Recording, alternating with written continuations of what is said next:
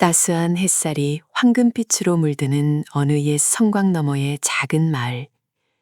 그곳에는 지금도 바람을 타고 전해지는 오래된 이야기가 하나 숨쉬고 있습니다.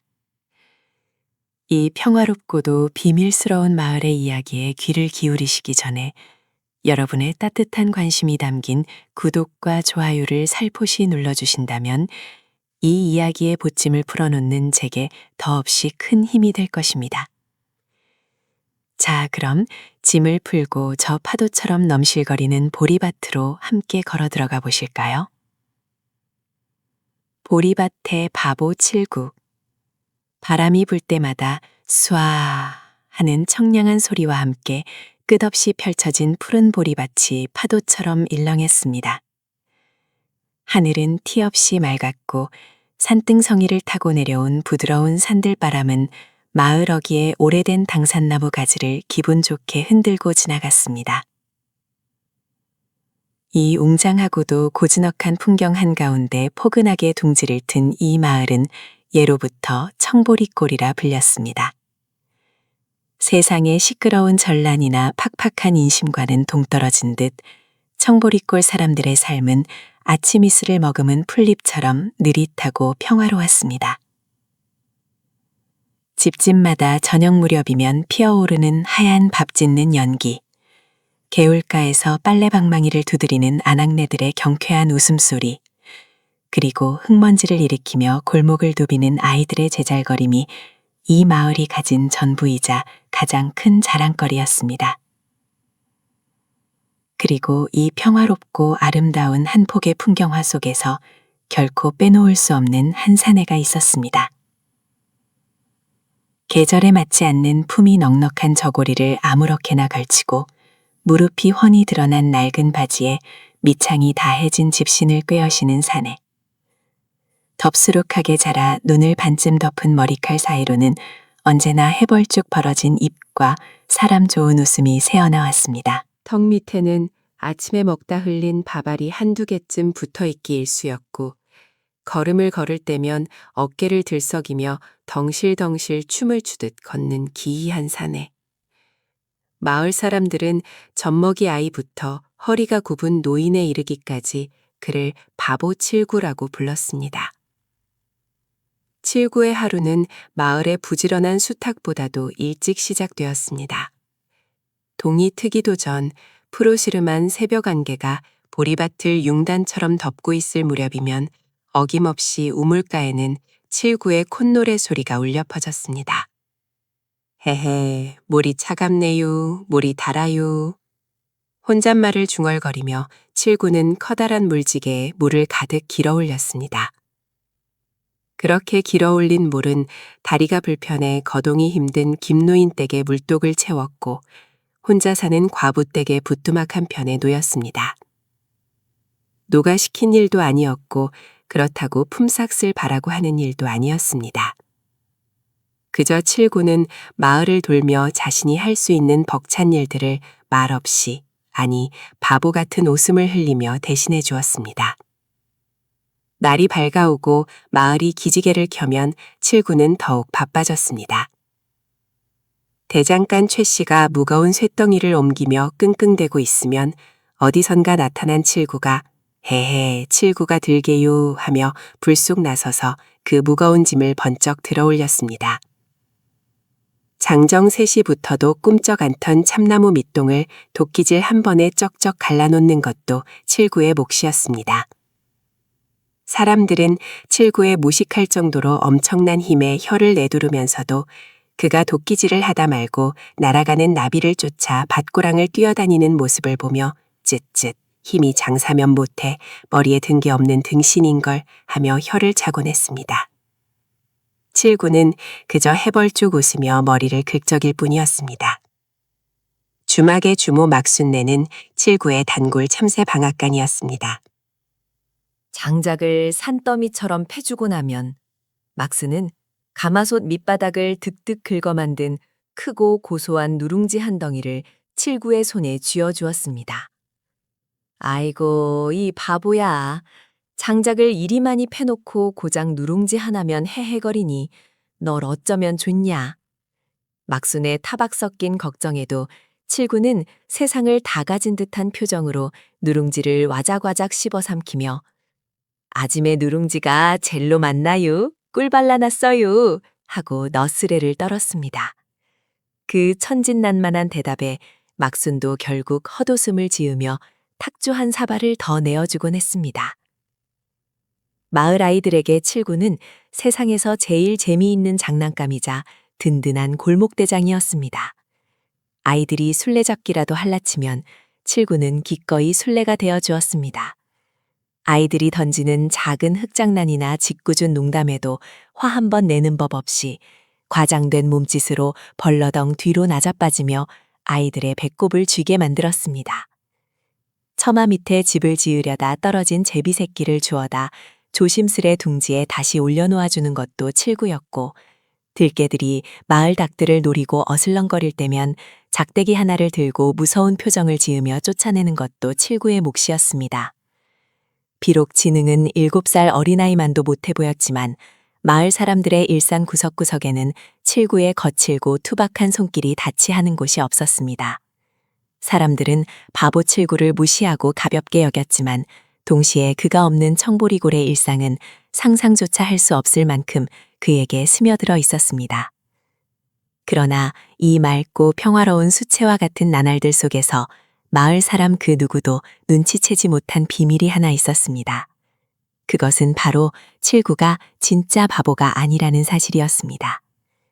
때는 한낮의 태양이 정수리를 뜨겁게 달구어 마을 사람들이 모두 서늘한 정자 밑이나 평상에 누워 낮잠을 청하는 시간. 시끌벅적하던 아이들도 지쳐 집으로 돌아가고 마을의 짙은 정적이 내려앉을 무렵이면 칠구의 발걸음은 어김없이 마을 외곽의 광활한 청보리밭 한가운데로 향했습니다. 사람들의 시선이 닿지 않는 보리밭 깊숙한 곳에 다다르면 칠구의 어깨를 한껏 움츠리게 만들었던 구부정한 자세가 서서히 곧게 펴졌습니다.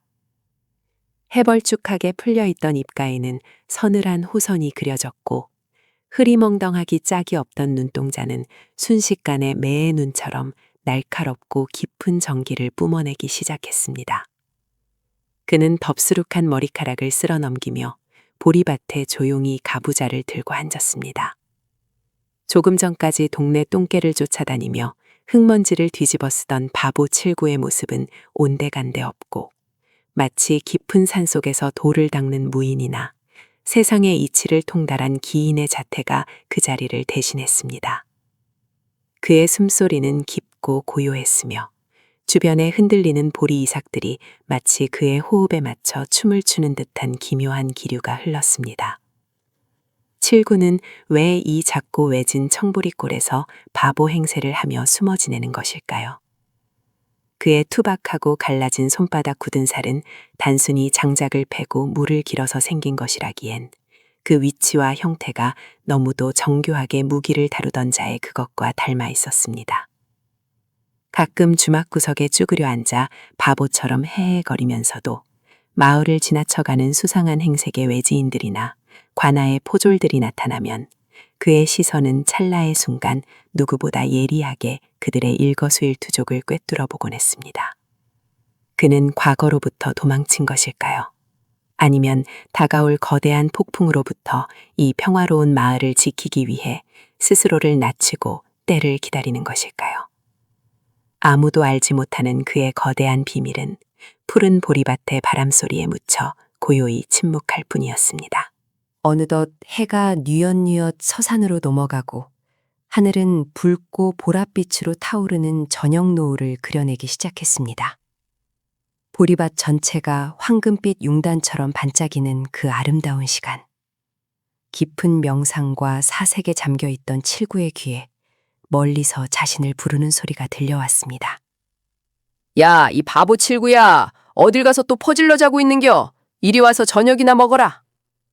막스나짐의 괄괄하지만 정감 어린 목소리였습니다. 그 소리가 들리자마자 칠구의 날카롭던 눈매가 다시 반달처럼 휘어졌습니다. 꼿꼿했던 허리가 다시 구부정하게 휘어지고 날렵하던 몸놀림은 금세 둔탁하고 우스꽝스러운 걸음걸이로 변했습니다. 에헤이, 가요. 칠구 배고파요. 밥 주세요. 칠구는 다시 세상에서 가장 근심 없고 행복한 바보가 되어 흙먼지를 일으키며 밭고랑을 뛰어갔습니다. 바람에 날리는 집신 한 짝을 주워들고 절뚝거리며 마을로 향하는 그의 뒷모습 위로 청보리꼴의 평화로운 저녁별이 하나둘씩 모습을 드러내며 부드러운 빛을 내려주고 있었습니다. 내일도 마을 우물가는 그의 콧노래로 시작될 것이고 대장간의 쇳덩이는 그의 손에 들려질 것입니다. 아무 일도 일어나지 않을 것만 같은 고요한 마을, 그 속에 숨죽인 한 사내의 이야기는 이렇게 조용히 싹을 틔우고 있었습니다. 계곡에 들이운 먹구름. 평화롭던 구비진 계곡 마을에 어느 날부터인가 스산한 바람이 불기 시작했다. 산새들의 지저김은 멎었고 들판에 쓰다듬던 부드러운 햇살마저 잿빛 구름 뒤로 자취를 감추었다. 마을 사람들은 밭고랑에 엎드려 김을 매다가도 문득문득 고개를 들어 촌장댁 너머에 흙먼지 있는 길가를 불안한 눈빛으로 쳐다보았다. 한양에서 새로운 관찰사가 부임한다는 소문은 이미 보름 전부터 바람을 타고 계곡 구석구석을 맴돌았으나 그 소문 끝에 매달린 이름이 하필이면 조대감이라는 사실이 사람들의 가심에 무거운 돌덩이를 얹어놓고 있었다. 조대감. 그는 지나가는 곳마다 백성들의 고혈을 쥐어짜고 마른 뼈에서조차 골수를 파먹는다는 악명 높은 탐관오리였다. 이윽고 마을 어귀의 늙은 당산나무 아래로 요란한 징소리와 함께 불길한 행렬이 모습을 드러냈다. 계곡의 맑은 공기를 찢는 거친 말발굽 소리와 누군가의 고함이 산피탈에 메아리쳤다. 행렬의 선두에는 붉은색과 푸른색이 어우러진 화려한 비단천을 두른 8인교가 위풍당당하게 나아가고 있었다. 첩첩산 중의 궁벽한 마을과는 도무지 어울리지 않는 사치스러움이 뚝뚝 묻어나는 가마였다. 가마꾼들의 어깨가 무거운 듯 휘청거릴 때마다 가마꾼을 향해 매서운 채찍이 날아들었다. 그러나 마을 사람들의 숨통을 옥죄는 것은 그 화려한 가마가 아니었다. 가마 주변을 겹겹이 에워싸고 있는 수십 명의 무리, 관복을 입은 정식 관군이 아니라 저작거리에서 뼈가 굵은 왈패들이었다. 그들은 하나같이 험악한 인상에 크고 작은 흉터를 얼굴과 팔뚝에 매달고 있었다. 이빨을 훤히 드러내며 비릿한 웃음을 흘리는 자, 어깨에 육중한 쇠몽둥이를 걸치고 짝다리를 짚은 채 마을 처녀들을 훑어보는 자, 허리춤에 녹슨 환도를 차고 위협적으로 침을 뱉는 자까지. 그들은 마치 굶주린 이리떼가 연약한 양떼의 우리에 들어선 것처럼 먹잇감을 탐색하는 잔혹한 눈빛으로 마을의 초가집들을 샅샅이 훑어보았다. 관아의 앞마당에 가마가 멈춰서고 묵직한 가마문이 열렸다. 비단 가죽신이 마당의 흙을 밟는 소리와 함께 조대감이 그 거대한 몸뚱이를 드러냈다.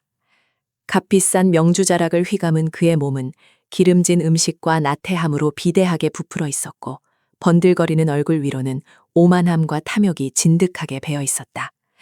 가늘게 찢어진 그의 눈은 관아의 낡은 단청과 초라한 마을의 풍경을 한번 훑어보더니 불쾌하다는 듯 미간을 찌푸렸다. 조대감은 소매에서 비단 수건을 꺼내 코를 막으며 이방을 향해 턱짓을 했다. 그 작은 몸짓 하나에도 사람의 목숨을 파리 목숨처럼 여기는 냉혹함이 서려 있었다. 이리도 빈티가 흐르고 짐승의 똥냄새가 진동하는 곳에 나를 보내다니 한양의 늙은 여우들이 내게 단단히 앙심을 품은 게지. 허나 아무리 말라비틀어진 수건이라도 쥐어짜면 물이 나오는 법. 내 이놈들의 피와 살을 발라내어 기어이 창고를 금은 보화로 채우고 다시 한양으로 돌아갈 것이다. 조대감의 중얼거림은 작았으나 그 옆에 서 있던 왈패들의 두목인 독사의 귀에는 똑똑히 들어갔다. 왼쪽 눈에 길게 난 칼자국이 섬뜩한 독사는 뱀처럼 혀를 날름거리며 굽신거렸다. 대감의 명이 떨어지기 무섭게 독사와 그의 수하들은 기다렸다는 듯이 관아 밖으로 쏟아져 나갔다.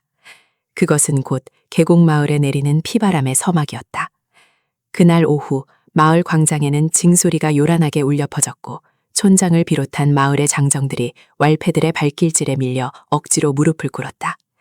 관아의 높은 대청마루에 비스듬히 기대 앉은 조대감은 곰방대를 물고 매캐한 연기를 뿜어냈다. 이방이 떨리는 목소리로 새로운 세금 제도를 읊어내려가기 시작했다.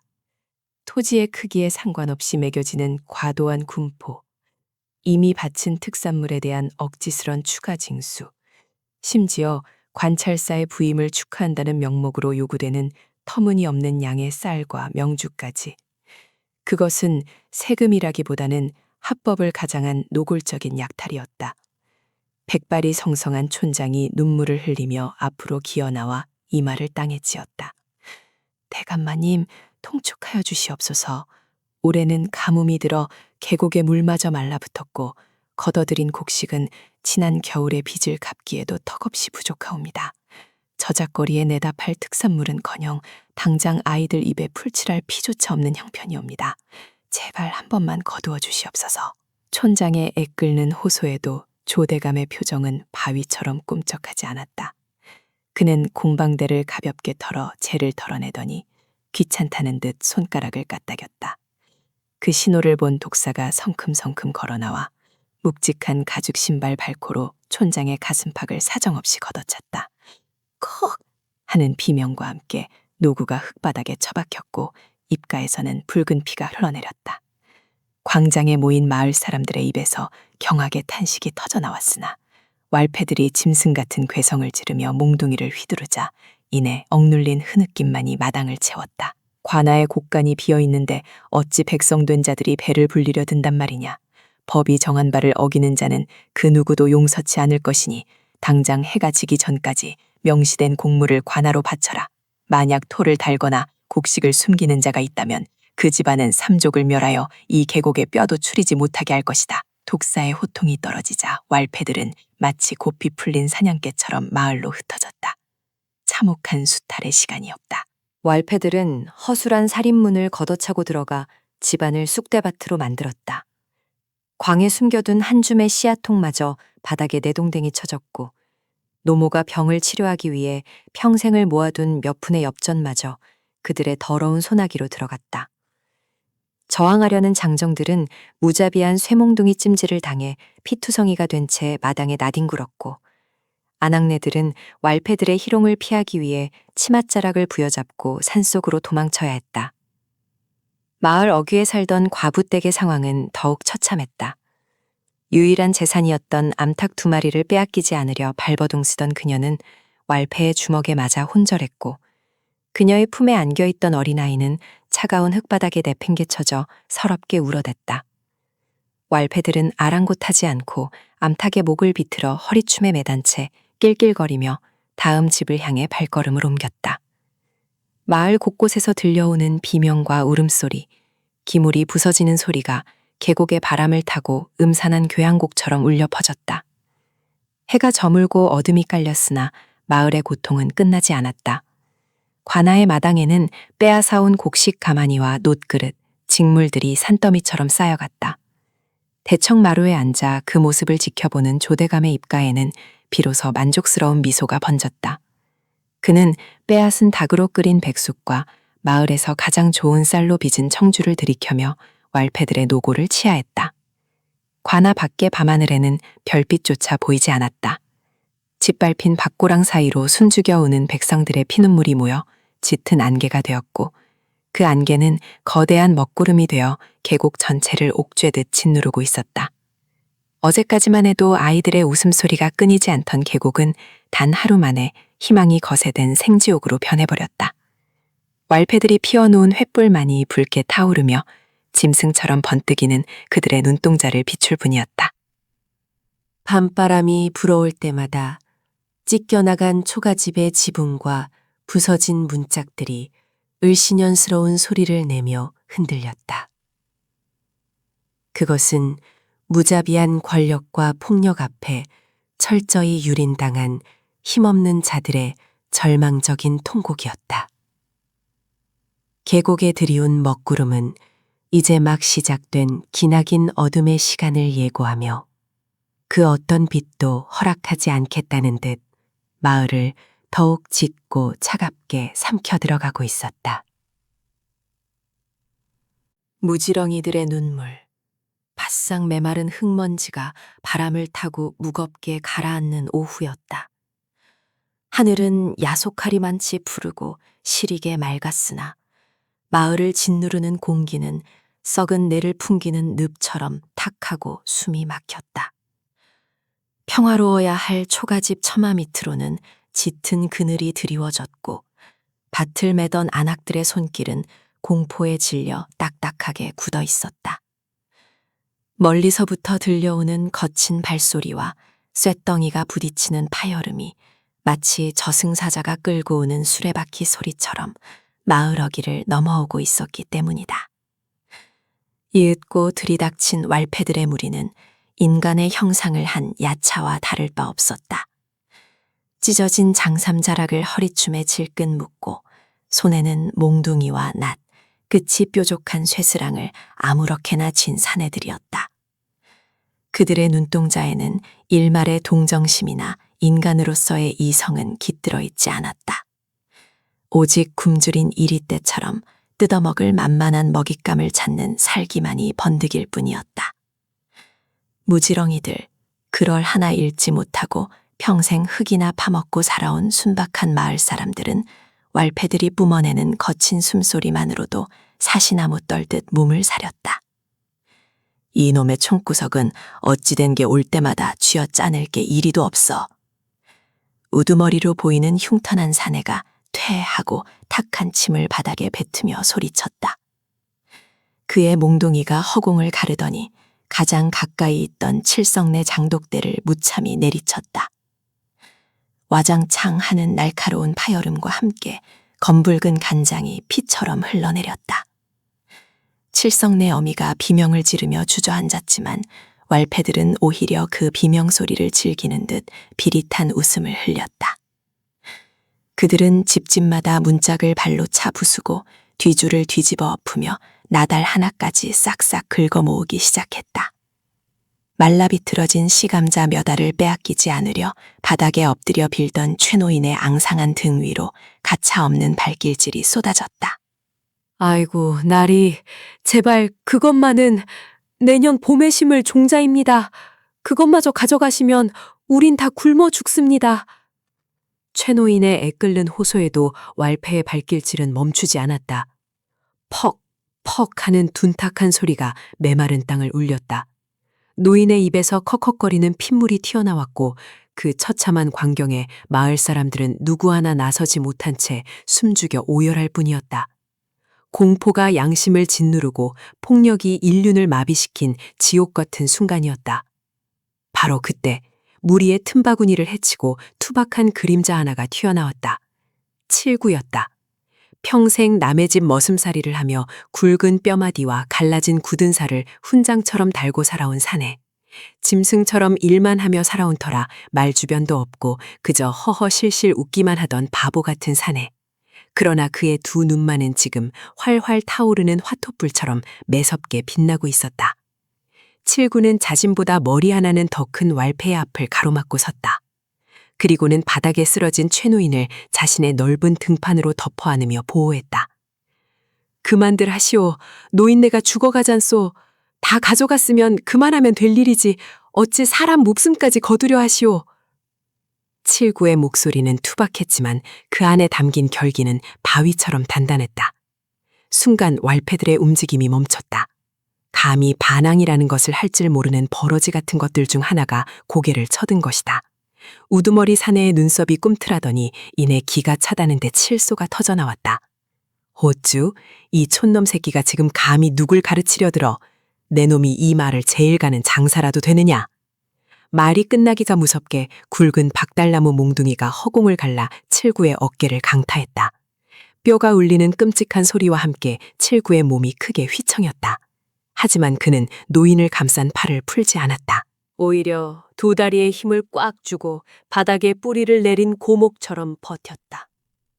그 무건의 반항이 왈패들의 짐승 같은 폭력성을 더욱 자극하고 말았다. 이 새끼가 고집을 부려 쳐라. 아주 뼈와 살을 분리해놔라. 명령이 떨어지자 대여섯 명의 왈패들이 이리떼처럼 칠구에게 달려들었다. 무자비한 매타작이 시작되었다. 몽둥이가 그의 등을, 허리를, 옆구리를 번갈아가며 내리쳤다. 가죽 신발의 딱딱한 뒷굽이 그의 복부와 턱을 사정없이 걷어쳤다. 타격음은 끊임없이 이어졌고 칠구의 입에서는 억눌린 신음이 짐승의 앓는 소리처럼 새어나왔다. 하지만 그는 끝내 비명을 지르지 않았다. 자신이 무너지면 밑에 깔린 최노인이 죽고 자신이 살려달라 애원하면 마을 사람들의 신랏 같은 자존심마저 짓밟히게 될 것임을 알고 있었기 때문이다. 왈패들의 매질은 잔혹함의 극치를 달렸다. 그들은 사람을 때리는 것이 아니라 분노를 배설할 고깃덩어리를 다루듯 칠구를 난도질했다. 거친 낫의 자루 끝이 칠구의 이마를 찢고 지나갔을 때 붉은 피가 분수처럼 솟구쳐 시야를 붉게 물들였다. 피가 눈을 타고 흘러내려 입술을 적셨다. 비릿하고 짠 피맛이 혀끝에 닿았지만 칠구는 으스러지는 치아를 꽉 깨문 채 견뎌냈다. 등짝에 살갗이 터져나가고 핏방울이 허공으로 튀어오를 때마다 바닥에 쌓인 흙먼지가 붉은 반죽이 되어 흩날렸다. 칠구야, 아이고 칠구야, 저러다 사람 죽네. 제발 살려주시오 나리들. 동네 안악들과 머슴들이 땅을 치며 통곡하기 시작했다. 아이들은 어머니의 치맛자락에 얼굴을 파묻고 공포에 질려 숨이 넘어가라 울어댔다. 남자들은 부들부들 떨리는 손으로 낫자루를 만지작거렸으나 차마 앞으로 나서지 못했다. 저 짐승 같은 놈들에게 대들었다가는 남은 처자식마저 온전치 못할 거라는 뼈저린 현실이 그들의 발목을 족쇄처럼 붙잡고 있었다. 나서지 못하는 비겁함과 자신들을 대신해 매를 맞는 칠구에 대한 미안함이 뒤섞여 마을 사람들의 가슴은 갈기갈기 찢어지고 있었다. 그것은 수백 년간 억눌려 살아온 무지렁이들의 피눈물이었다. 이 독종 새끼, 되져라 되져! 왈패 하나가 높이 뛰어오르며 몽둥이로 칠구의 등뼈를 향해 내리찍었다. 둔탁한 파열음이 울리며 칠구의 상체가 꺾였다. 숨이 턱 막히며 폐부가 찢어지는 듯한 고통이 밀려왔다. 눈앞이 하얗게 전멸하고 귀에서는 벌떼가 우는 듯한 이명이 울렸다. 의식이 끊어질 듯 아득해지는 와중에도 칠구는 피투성이가 된 손가락을 바닥 깊숙이 박아넣으며 기를 쓰고 버텼다. 손톱이 깨지고 피가 배어나와 흙과 엉겨붙었다. 그의 굽은 등은 마치 마을 전체를 비바람으로부터 막아내려는 거대한 방패와도 같았다. 얼마나 시간이 흘렀을까? 사람을 때리는데 지친 왈패들의 숨소리가 거칠어지더니 몽둥이질의 횟수가 점차 줄어들었다. 팔이 저려오자 우두머리 사내는 몽둥이를 바닥에 툭 던지며 거친 숨을 몰아쉬었다. 독한 놈, 짐승도 이렇게 패면 숨이 끊어지거늘. 퇴! 우두머리는 피투성이가 되어 쓰러진 칠구의 얼굴 위로 진득한 가래침을 뱉었다. 그리고는 겁에 질려 통곡하는 마을 사람들을 향해 살기 어린 눈빛을 한번 번뜩이고는 턱으로 신호를 보냈다. 수레에 약탈한 식량과 살림살이를 가득 실은 왈패들은 마치 거대한 폭풍우가 휩쓸고 지나가듯 거들먹거리는 걸음걸이로 마을을 빠져나갔다. 그들의 더러운 웃음소리가 산땡성이를 넘어 완전히 사라질 때까지 마을에는 오직 숨죽인 흐느낌만이 유령처럼 맴돌았다. 왈패들의 그림자가 완전히 걷히고 나서야 사람들은 마른 침을 삼키며 조심스레 칠구의 곁으로 모여들었다.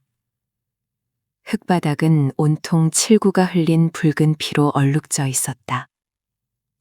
형체를 알아볼 수 없을 만큼 퉁퉁 부어오른 얼굴, 옷가지가 다 찢겨나가 핏빛으로 물든 등, 깨진 손톱과 부러진 뼈. 칠구는 더 이상 미동조차 하지 않았다. 최노인이 칠구의 품에서 벌벌 떨며 기어나와 피투성이가 된 칠구의 손을 부여잡고 오열했다. 칠구야, 이 미련한 놈아. 내 목숨이 모태수라고 네 놈이 이리 매를 맞아. 아이고, 하늘도 무심하시지. 그의 오열을 시작으로 억눌려 있던 무지렁이들의 슬픔이 일제히 터져나왔다. 안악들은 치맛자락으로 얼굴을 감싼 채 바닥에 주저앉아 통곡했고, 사내들은 붉어진 논시울로 애꿎인 흙바닥만 주먹으로 내리쳤다. 자신들을 지키려다 쓰러진 한 사내의 처참한 모습 앞에서 그들은 자신들의 무력함을 뼛속 깊이 저주했다.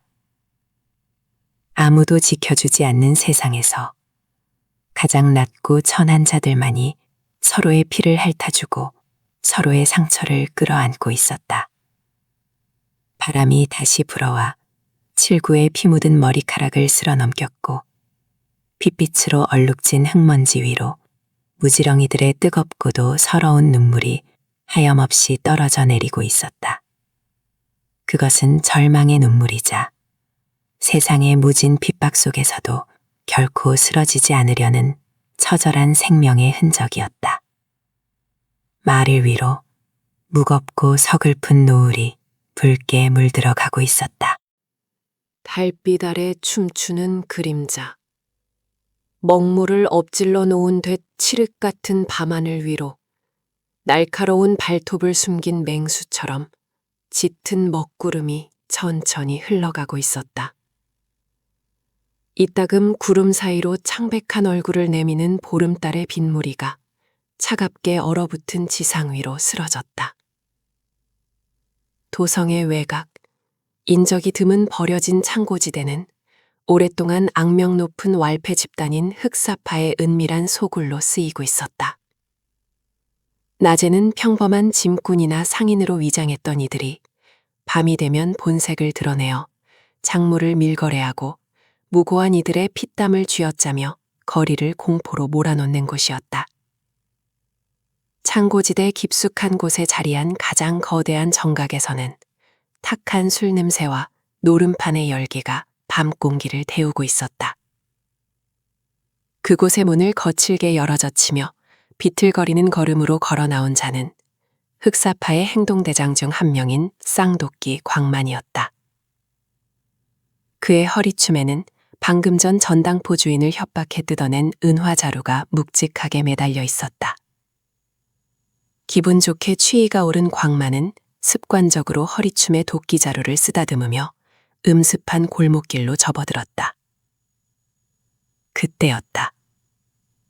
귓가를 스치던 쇳소리 섞인 밤바람이 일순간 멎었다. 벌레 우는 소리조차 들리지 않는 기이한 정막이 골목을 장악했다. 광만은 수십 년간 뒷골목에서 구르며 체득한 본능적인 한기를 느끼며 걸음을 멈추었다. 술 기운이 단숨에 달아나는 듯했다. 그가 짐승처럼 등쫄기를 세우며 뒤를 돌아보려던 찰나 구름에 가려져 있던 달빛이 골목으로 쏟아져 내렸다. 그리고 그 창백한 빛의 융단 위로 하나의 그림자가 소리 없이 내려앉았다. 발소리는 물론이고 옷깃이 스치는 파공음조차 없었다. 마치 처음부터 그곳에 존재했던 어둠의 일부가 뭉쳐져 사람의 형상을 이룬 것 같았다. 광만이 반사적으로 쌍도끼를 뽑아들며 기합을 내지르려 했으나 그림자의 움직임이 더 빨랐다. 달빛을 등진 그림자가 유려한 곡선을 그리며 미끄러지듯 다가왔다. 그것은 공격이라기보다는 한 폭의 춤사위 같았다. 그림자의 소매가 바람을 타고 부드럽게 펄럭이는가 싶더니 곧바로 광만의 턱 밑과 가슴의 혈도를 정확하게 타격했다. 컥! 비명조차 온전히 내지 못하고 광만의 거구가 앞으로 고꾸라졌다. 바닥에 쓰러진 그의 몸은 마비든 듯 미동조차 하지 못했고 허리춤에서 풀려난 은화들만이 차가운 돌바닥 위로 흩어지며 청아한 소리를 냈을 뿐이다. 그림자는 쓰러진 광만을 차가운 시선으로 한 번 내려다보고는 다시 달빛 속으로 녹아들듯 허공으로 솟구쳐 올랐다. 같은 시각 흑사파 소굴의 안뜰에서는 2명의 간부가 수하들을 거느리고 순찰을 돌고 있었다. 채찍을 귀신같이 다룬다는 독사 구철과 쇳덩이 같은 육체를 지닌 철도 마산이었다. 평소라면 껄렁한 농담을 주고받았을 그들이지만 오늘따라 유독 가라앉은 감공기에 왠지 모를 불쾌감을 느끼고 있었다. 이보게 구철이, 어째 오늘 밤은 공기가 영 귀쾌하지 않은가.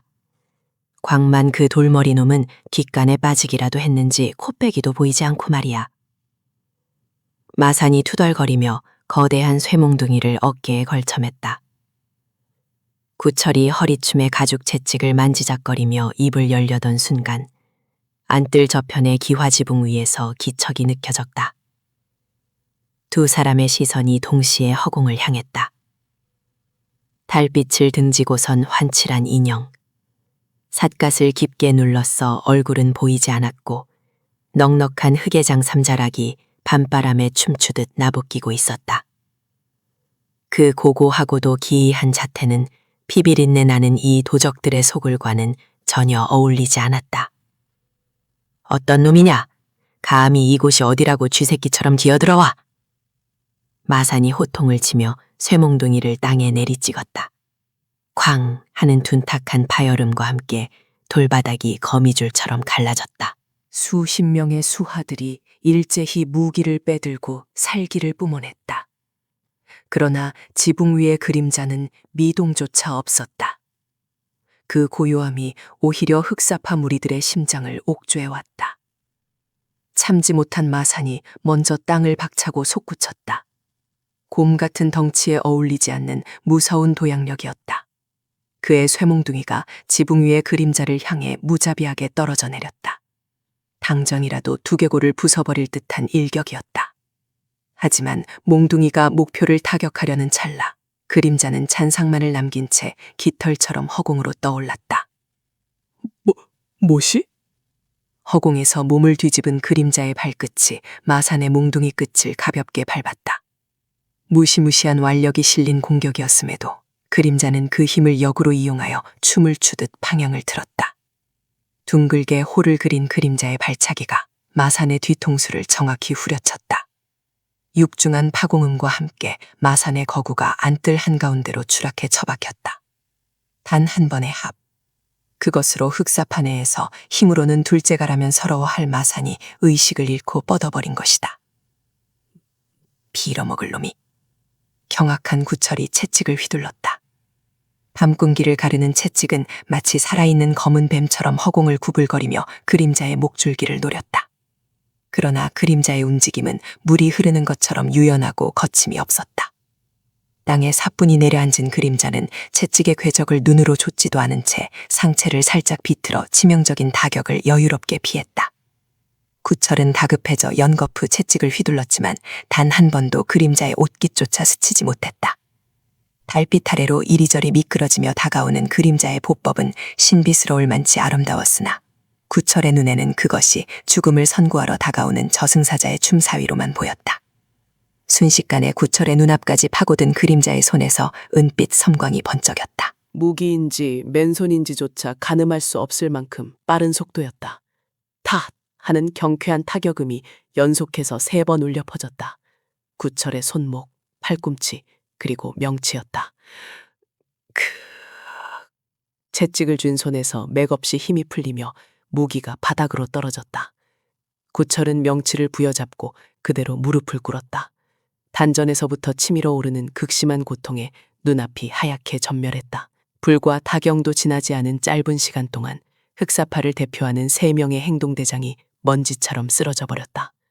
주변을 둘러싸고 있던 수십 명의 수하들은 압도적인 무공 앞에서 공포에 질려 뒷걸음질만 칠 뿐 감히 덤벼들 엄두조차 내지 못했다.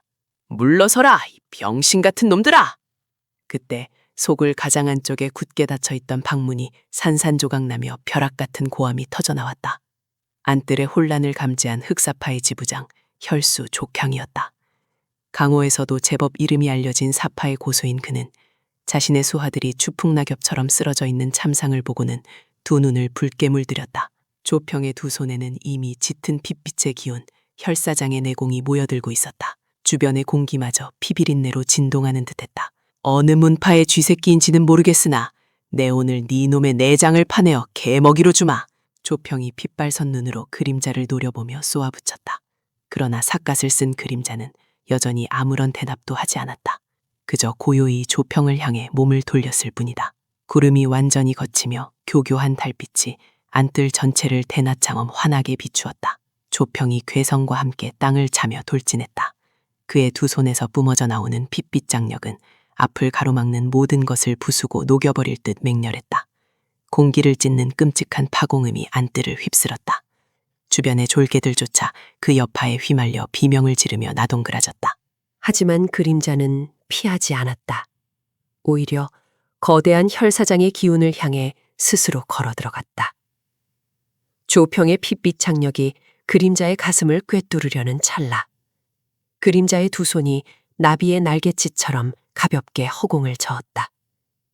태극의 묘리, 유로서 강을 제압하는 지고한 무공의 발현이었다. 그림자의 손길이 조평의 팔목에 닿는 순간 거칠게 소용돌이치던 혈사장의 기운이 거짓말처럼 방향을 잃고 흩어지기 시작했다. 조평은 자신의 내공이 허공으로 빨려 들어가는 듯한 기이한 감각에 경악했다. 이것은 당황한 조평이 황급히 기운을 거두어 들이려 했으나 이미 늦었다. 그림자의 몸이 팽이처럼 회전하며 조평의 사각으로 파고들었다. 마치 달빛 아래서 우아하게 회전하는 무희의 모습 같았다. 회전의 원심력을 실은 그림자의 일장이 조평의 등을 가볍게 어루만지듯 쳐냈다. 단순하고 가벼운 타격처럼 보였으나 그 안에 감긴 내경은 결코 가볍지 않았다. 조평의 등 뒤로 둔탁한 진동이 울려 퍼지더니 이내 그의 입에서 검붉은 선혈이 분수처럼 뿜어져 나왔다. 캬! 조평의 몸이 허수아비처럼 날아가 창고 벽면에 처박혔다. 벽이 무너져 내리며 흙먼지가 자욱하게 피어올랐다. 무너진 잔해 속에서 피투성이가 된 조평이 어떻게든 몸을 일으켜보려 안간힘을 썼으나 체내의 기혈이 완전히 뒤틀려버려 손가락 하나 까딱할 수 없었다. 그의 무공이 완전히 폐기되어 버린 것이다. 도무지 믿을 수 없는 현실에 조평의 동공이 흔들렸다. 그는 흐려지는 의식 속에서 간신히 고개를 들어 자신을 파멸시킨 자를 바라보았다. 흙먼지가 가라앉고 달빛이 다시금 안뜰을 비추었다. 삿갓 아래로 드러난 턱선과 어둠 속에서도 형령하게 빛나는 차가운 두 눈동자만이 조평의 망막에 깊게 새겨졌다. 그것은 무림의 찌꺼기들을 청소하러 온 밤의 심판자였다. 그림자는 신음하는 흑사파 무리들을 더 이상 돌아보지 않았다. 임무를 마친 자의 미련 없는 발걸음이었다. 차가운 밤바람이 한바탕 불어오며 뜰에 심어진 마른 나무의 나뭇잎들을 흩뿌렸다. 낙엽이 시야를 가린 단 한순간 그림자는 환상처럼 바닥을 박차고 허공으로 솟구쳤다. 마치 달을 향해 날아가는 한 마리 검은 학의 비상과도 같았다. 남겨진 흑사파의 소굴에는 발다리가 부러지고 혈도가 막혀 뒹구는 왈패길의 고통스러운 신음소리만이 처절하게 울려 퍼지고 있었다. 그들이 평소 약자들에게 주었던 절망과 공포가 하룻밤새 고스란히 그들에게 되돌아온 것이다. 무자비한 폭력과 탐욕이 지배하던 공간 위로 무심한 보름달만이 아무 일도 없었다는 듯 고요하게 은빛 가루를 뿌려내리고 있었다. 밤의 정막을 가르고 나타나 악당들을 쓸어버린 달빛 아래에 춤추는 그림자. 그 정체불명 고수의 기이하고도 압도적인 무의는 무너진 왈패들의 뇌리에 지울 수 없는 짙은 공포의 각인으로 영원히 남게 되었다. 잠자는 용이 눈을 뜨다. 태양이 정수리 위에서 붉게 타오르며 메마른 대지를 짓누르고 있었다. 숨조차 쉬기 어려운 뜨거운 열기 속에서 평화롭던 작은 산골 마을의 광장은 무겁고도 섬뜩한 정적에 휩싸여 있었다. 광장 한가운데 엉성하게 세워진 처형대 위에는 마을 사람들의 정신적 지주이자 아버지 같았던 촌장 최 노인이 피투성이가 된 채 무릎을 꿇고 있었다. 그의 양팔은 굵은 밧줄로 꽁꽁 묶여 있었고 백발이 성성한 머리카락은 땀과 먼지, 붉은 피로 엉겨붙어 처참한 몰골을 하고 있었다. 그의 곁에는 번쩍이는 대도를 든 망나니가 흉흉한 살기를 내뿜으며 서 있었고 처형대 아래로는 탐욕스러운 미소를 입가에 매단 조사또와 그의 수하들이 거드름을 피우며 이 잔인한 구경거리를 즐기고 있었다. 조사또는 마을의 식량을 수탈하고 터무니없는 세금을 매기는 것에 항의했다는 이유만으로 촌장에게 영모라는 끔찍한 누명을 씌워 공개 처형을 명한 터였다. 광장을 에워싼 마을 사람들은 분노와 슬픔에 찬 눈물을 흘렸지만 무장한 관군들의 서슬퍼런 창칼 앞에서 그저 숨죽여 오열할 뿐 감히 나서는 이는 아무도 없었다. 바로 그때 군중의 뒤편에서 소란스러운 소리가 들려왔다. 헤헤헤, 비켜요, 비켜. 우리 촌장 어르신 구경 좀 하게 비켜보라고요. 흙먼지를 뒤집어 쓴 채 낡아빠진 저고리를 반쯤 풀어헤친 사내가 실없는 웃음을 흘리며 사람들 틈을 파고들었다. 마을의 명물, 아니 마을의 골칫거리이자 바보로 통하는 칠구였다. 칠구는 언제나 해볼쭉 웃는 얼굴에 침을 질질 흘리며 동네 아이들의 짓궂은 장난에도 그저 실실거리기만 하던 천치였다. 그의 등장에 마을 사람들은 절망 속에서도 탄식을 내뱉었다. 이런 끔찍한 사지의 한가운데에 하필 바보 칠구가 나타나다니 자칫하면 그마저 헛된 목숨을 잃을 것이 뻔했기 때문이다. 칠구는 관군들이 세워둔 창병들의 방어선을 무작정 밀치며 처형대 앞으로 비틀비틀 걸어나갔다. 관군 하나가 미간을 찌푸리며 창자루로 칠구의 가슴팍을 거칠게 밀어쳤다. 이 미친놈은 뭐야? 썩 꺼지지 못해. 쿵 소리와 함께 바닥에 나동그라진 칠구는 아픈 기색도 없이 벌떡 일어나 특유의 바보 같은 웃음을 지었다. 아이고 아파라. 헤헤, 날이여. 우리 촌장 어르신이 왜 저기 저렇게 묶여 있는 거유? 촌장 어르신이 나한테 이따가 누룽지 주기로 했는데 저기 있으면 내가 누룽지를 못 먹잖아요. 헤헤. 조사또는 어처구니가 없다는 듯 헛웃음을 쳤다. 어디서 저런 모자란 놈이 굴어들어와 신성한 형집행을 방해하는 것이냐? 저놈도 당장 끌어내어 매질을 하고 옥에 가두어라. 사또의 호통에 관군 둘이 살벌한 표정으로 칠구의 양팔을 거칠게 잡아 끌었다. 그 광경을 처형대 위에서 지켜보던 최 노인이 피 끓는 목소리로 절규했다. 칠구야, 내가 낄 자리가 아니다. 어서 도망치거라. 도망쳐서 산속에 숨어 있어. 제발. 자신이 죽어가는 와중에도 바보 칠구의 옥숨을 걱정하는 촌장의 애끓는 외침에 마을 사람들은 마침내 참지 못하고 통곡을 터뜨렸다. 그러나 조사또는 그 눈물 바다가 오히려 지루하다는 듯 손수건으로 코를 막으며 망나니를 향해 손짓했다. 시끄럽다. 어서 저 늙은이의 먹을 쳐라. 사또의 명령이 떨어지자 망나니가 술을 한 모금 머금더니 대도의 날 위로 푸 하고 뿜어냈다. 서늘한 칼날이 한낮의 태양빛을 받아 섬뜩하게 번뜩였다. 묵직한 대도가 허공을 가르며 높이 치솟았다. 촌장의 목을 향해 무자비한 쇳덩이가 벼락처럼 내리꽂히려는 찰나였다. 시간이 멈춘 듯했다. 바보처럼 실실거리며 관군들의 소나귀에서 버둥거리던 칠구의 움직임이 거짓말처럼 멎었다. 언제나 초점이 풀려 흐리멍덩하던 그의 두 눈동자에서 일순간 형형하고도 서늘한 안광이 폭발하듯 뿜어져 나왔다. 늘 구부정하게 굽어있던 그의 등줄기가 꼿꼿하게 펴지며 바보의 허물 아래 철저하게 숨겨져 있던 거대한 기백이 소리 없이 광장을 장악하기 시작했다. 그것은 마치 수십 년 동안 깊고 어두운 연못바닥에 웅크려 잠들어 있던 거대한 용이 마침내 무거운 눈꺼풀을 치켜뜨는 순간과도 같았다. 감히? 칠구의 입에서 흘러나온 목소리는 더 이상 코맹명이 소리를 내는 바보의 것이 아니었다. 그것은 마치 쇳덩이를 긁는 듯 묵직하고 천하를 호령하듯 압도적이며 뼛속까지 얼어붙게 만드는 지독한 살기를 품은 목소리였다.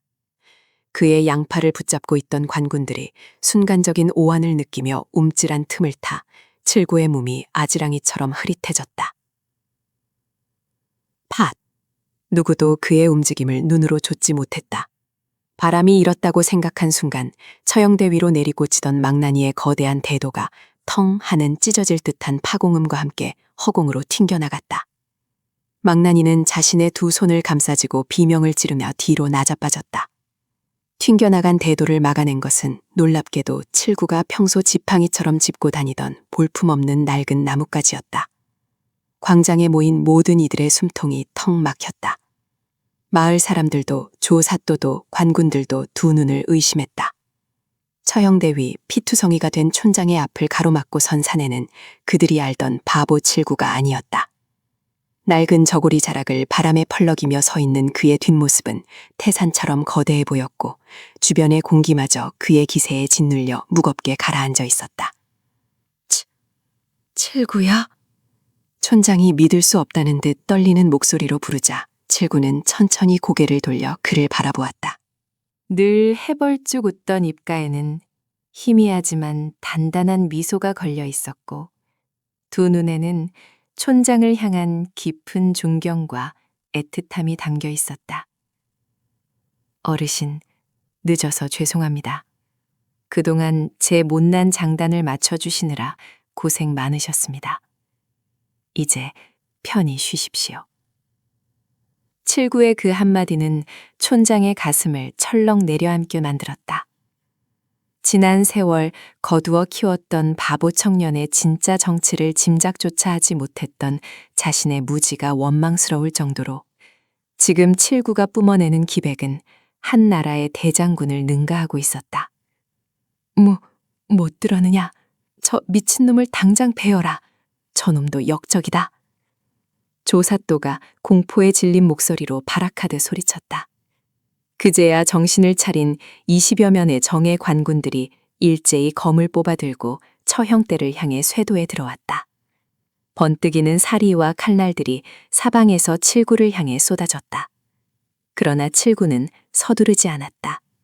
그는 바닥에 나뒹굴던 관군의 검 한 자루를 발끝으로 가볍게 툭 차올려 손에 쥐었다.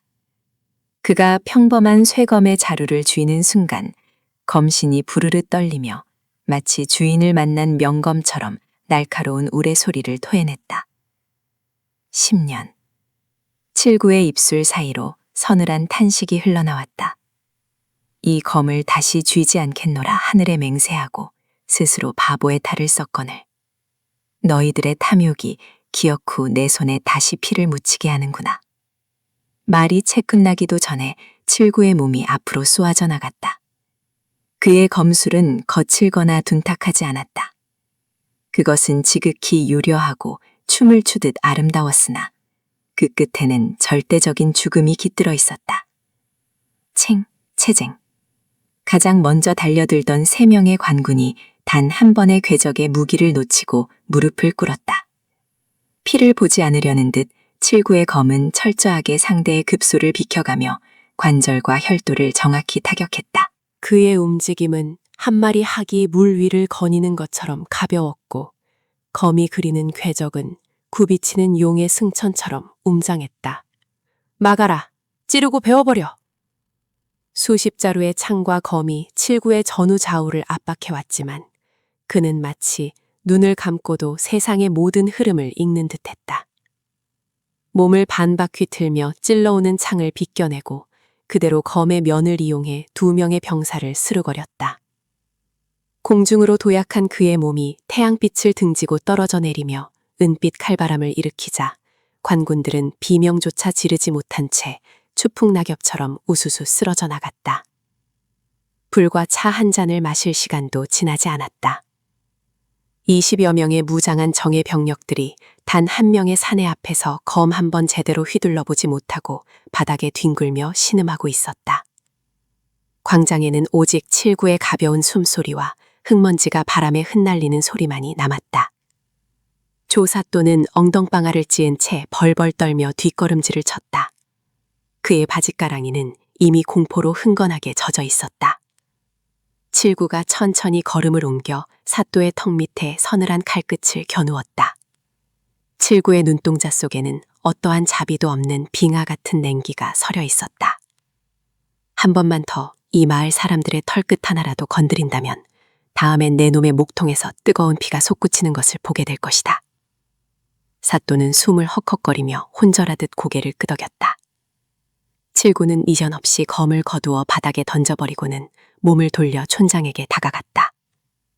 두꺼운 밧줄을 단숨에 끊어내고 피투성이가 된 노인을 조심스럽게 부축해 일으켰다. 마을 사람들은 넋을 잃고 그 광경을 바라보았다. 늘 침을 흘리며 실실 웃던 동네 바보 칠구의 모습은 온데간데 없었다. 천하를 굽어보는 압도적인 무위, 태산처럼 든든한 등, 그리고 서늘하도록 맑은 기운을 뿜어내는 절대 고수가 그곳에 서 있었다. 오랜 세월 스스로 봉인했던 검을 뽑아들고 세상을 향해 다시금 이빨을 드러낸 순간 촌장을 안아드는 칠구의 어깨 너머로 짙은 흙먼지가 용의 형상처럼 일렁이며 하늘로 솟구치고 있었다. 잠자던 용이 마침내 길고 긴 침묵을 깨고 눈을 뜬 것이다.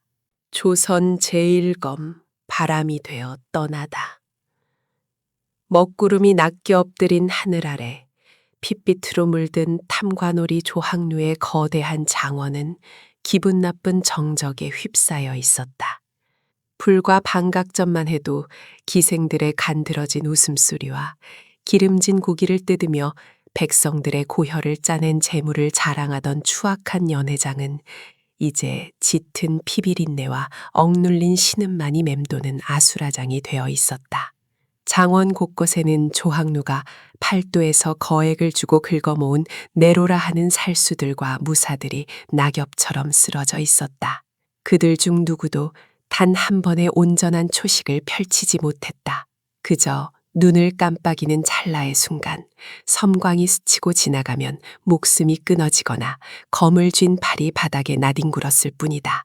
그 참혹한 지옥도 한가운데 낡은 삿갓을 깊게 둘러쓰고 빛바랜 도포자락을 바람에 펄럭이는 사내가 서 있었다.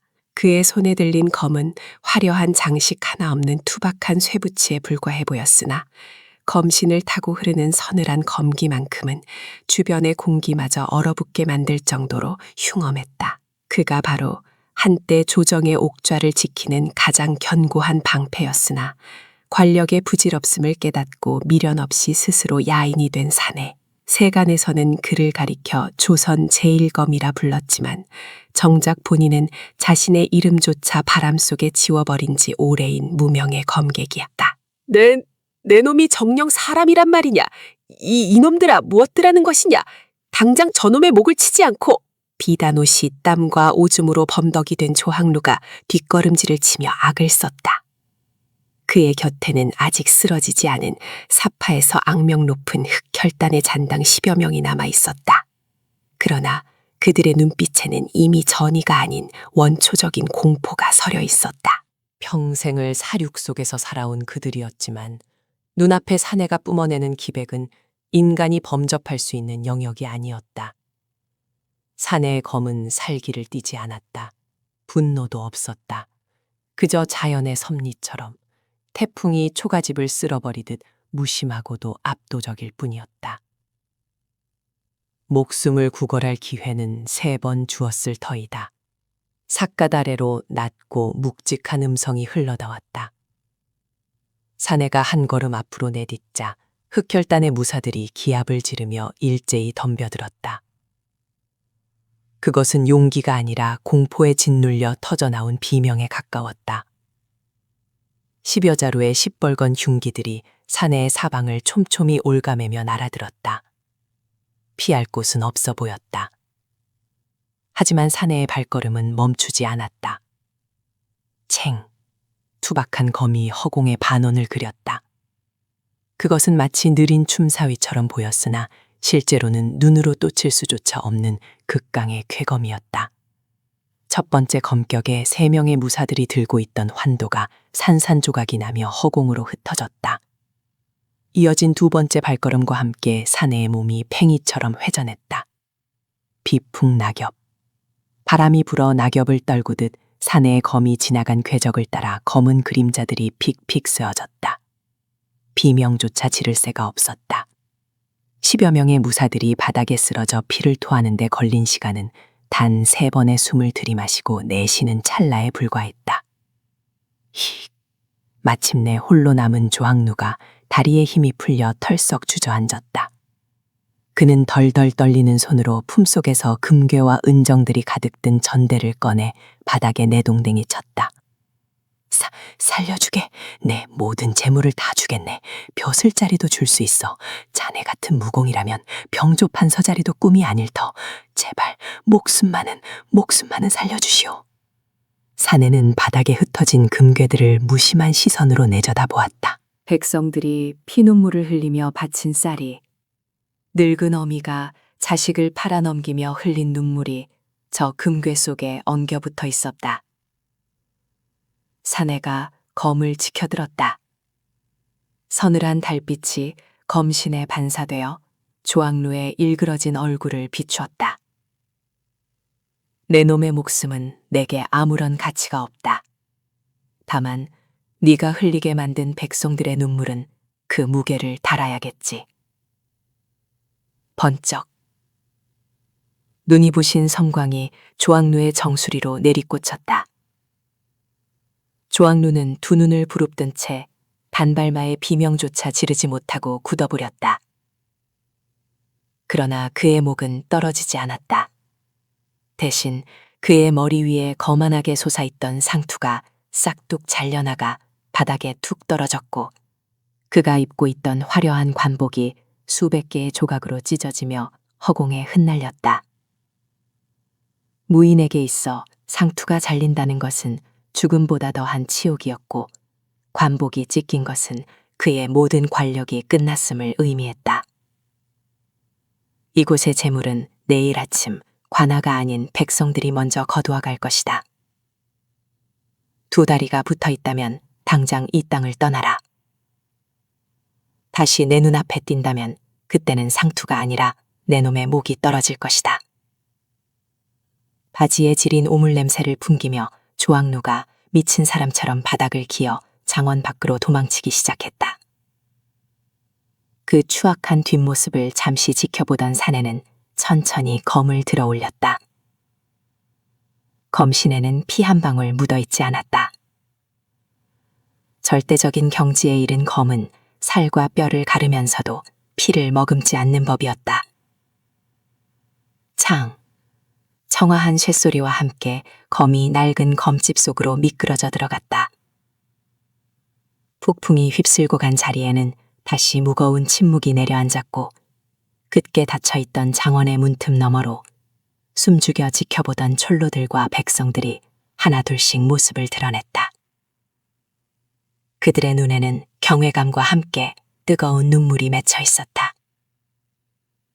자신들을 평생 짓누르던 거대한 악산이 단 한 명의 검객에 의해 무너져 내린 기작을 목도한 것이다.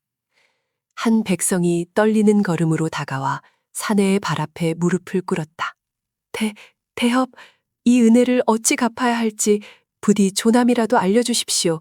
평생 위패를 모시고 기리겠사옵니다.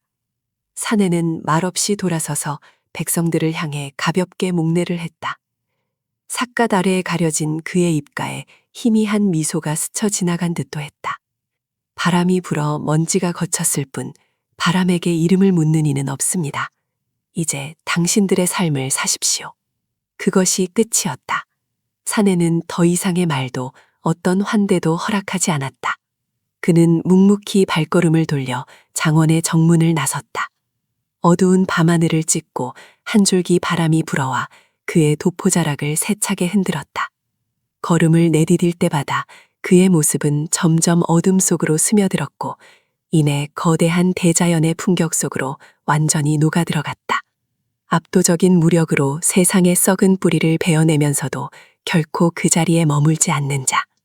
조선 제1검의 뒷모습은 그렇게 또 하나의 전설이 되어 사람들의 가슴 속에 영원히 지워지지 않는 바람결로 남았다. 남겨진 백성들은 사내가 사라진 빈 길을 향해 밤이 새도록 큰 절을 올렸고 그가 남기고 간 자유의 불씨는 조선 팔도 곳곳으로 바람을 타고 번져나가기 시작했다. 그렇게 세상을 베고 다시 바람이 되어 떠난 무명의 검객, 그의 끝없는 유랑은 앞으로도 계속될 것입니다.